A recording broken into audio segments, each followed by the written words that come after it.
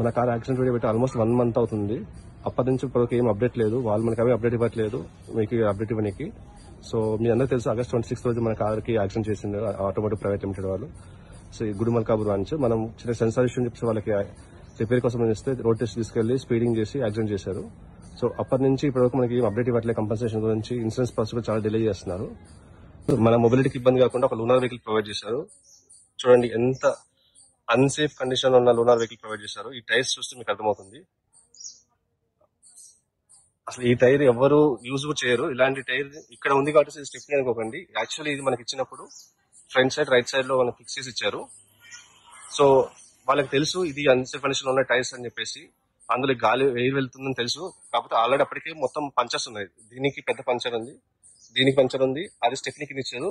వాళ్ళు ఇచ్చినప్పుడు ఆల్రెడీ దానికి ఒక శుభగుచ్చుకోవడం ఉంది. సో దీన్ని ఆల్రెడీ పంచర్ చేయించాను. సో ఇది మనకి ఫ్రంట్ సైడ్ లో ఉంది.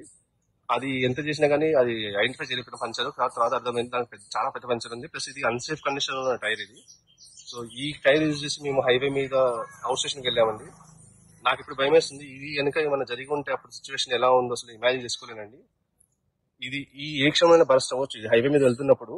సో మినిమం స్పీడ్ మెయింటైన్ చేస్తాం మనం, మినిమం 70-80 మెయింటైన్ చేస్తాము. ఆ టైంలో ఏమన్నా ఇది బరస్ట్ అయి ఉంటే సిచ్యువేషన్ ఏంటి ఫ్యామిలీతో వెళ్తున్నప్పుడు.